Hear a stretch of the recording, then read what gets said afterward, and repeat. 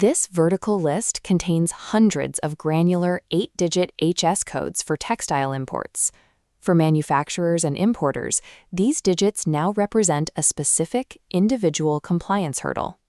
Circular 33/2026/TT-BCT serves as the Ministry of Industry and Trade's new state management list for medium and high-risk products, officially replacing the previous 2023 framework. Market access under the old rules ends on July 1, 2026. After this date, every shipment entering Vietnam must verify its alignment with this new matrix. Under this enforcement regime, a single missing document or classification error results in containers being locked and halted at the port terminal. We will translate this 26-page legal document into a functional 4-step compliance pipeline.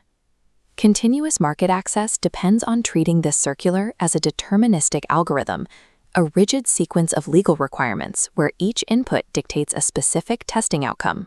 The regulation applies to any organization involved in the production, trade, or import of the listed goods within Vietnam. Establishing your specific legal scope is the first component of our operational model. Supply chain managers are currently focused on how to handle inventory that was already certified before the enforcement date. Article 5, the transitional provision, clarifies this. Conformity certificates declared before July 1, 2026, remain legally valid until their stated expiration date. This clause allows QA teams to clear existing inventory under current certifications while the new compliance infrastructure is staged.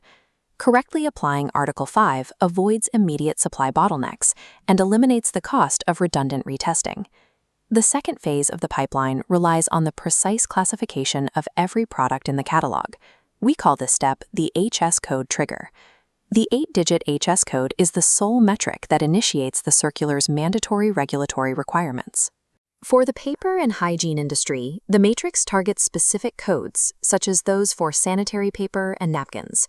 In the textile sector, the matrix is exhaustive, covering detailed variations of woven cotton fabrics across chapters 50 through 60. A mismatch in a single digit changes the legal requirements applied to the shipment.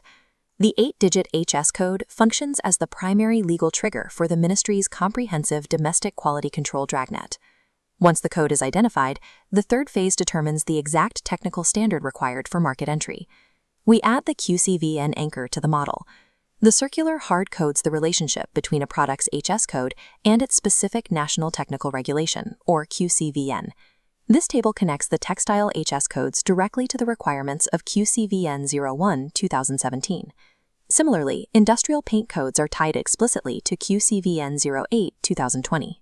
This explicit mapping determines which domestic standard takes precedence, leaving no ambiguity for compliance officers. Meeting a generic safety standard is insufficient. Products must pass the exact QCVN anchored to their specific HS code. The final phase involves the legal mechanism used to prove compliance to the state. This completes the pipeline with the assessment methodology. The Ministry of Industry and Trade mandates the precise methodology used to verify product quality before a shipment is legally cleared. The rightmost column of the appendix details the quality management requirements for fluorescent lamps. For these items, the ministry mandates specific assessment modalities, specifically referencing Method 7 under Decree 37. Foreign manufacturers often assume that passing standard international ISO testing is sufficient for the Vietnamese market. Customs will reject international QA documentation if the testing methodology does not match the specific Phung Thuc listed in this column. Mastering this final column translates theoretical safety into actual market access. The pipeline is now complete: scope, HS code, QCVN anchor, and assessment methodology. Circular 33 is an inescapable regulatory algorithm where every step depends on the one before it.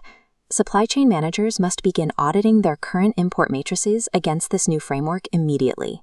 Cross-reference every 8-digit inventory code, map it to the new QCVN, and confirm that your testing method matches the state's requirements.